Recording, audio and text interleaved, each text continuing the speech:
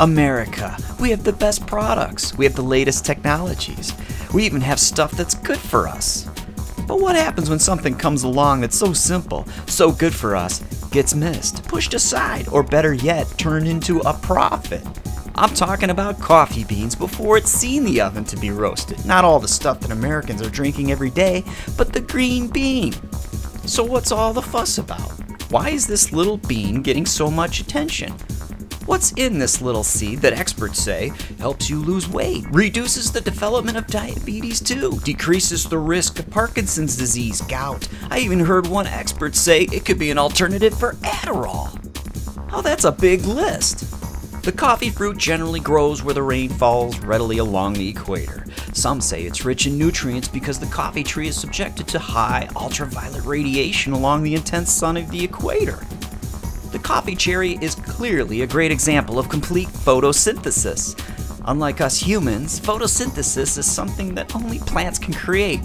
Energy, that is. From the sun and water, plants create energy, which may explain why the coffee bean has been so recently praised. But could we have been given the wrong information about the green coffee bean? There's a ton of scientific research from respectable institutions, I might add, that show how great the stuff really is, how good it is for us. So why not just drink more coffee? Because the scientists tell us that roasting the bean kills all the good stuff. Well, not exactly all the 1,500 or so chemicals, but they say it kills all the stuff that's good for us. One of the first discoveries was in 2006, where the Oriza Oil and Fat Company tested its effect on weight gain. One group of mice was fed caffeine, one group of mice chlorogenic acid, but the group that was fed everything in the bean actually lost weight. That's right, the little guys lost weight. Wow, well then it should work on humans, right? The media explosion began. One particular media giant, which we won't mention his name, told his 500 million global viewers that it was chlorogenic acid found in the bean that burned fat. Oh, no. But that's not what the scientists said. Within days, supplement companies from all over the place created chlorogenic extract products to jump on the profiting bandwagon. Some companies were claiming that they had 45%, 50%, even 75%. Everyone was fighting over the stuff. But isn't chlorogenic acid in a bunch of other stuff we eat? There's a lot of foods that have chlorogenic acid. It's in artichokes, carrots, blueberries. It's even in potatoes. Doesn't America eat a lot of potatoes? Then why the big fuss over something we already eat? It didn't take long before the chlorogenic acid supplements started getting mixed reviews. What started out to be an overnight success quickly became old news. But do we really listen to everything we see on TV? Have we become auto buyers without questioning anything?